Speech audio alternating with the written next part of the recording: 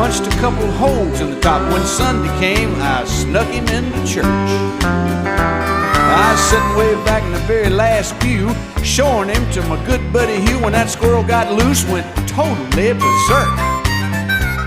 What happened next is hard to tell. Some thought it was heaven, others thought it was hell. But the fact that something was among us was plain to see.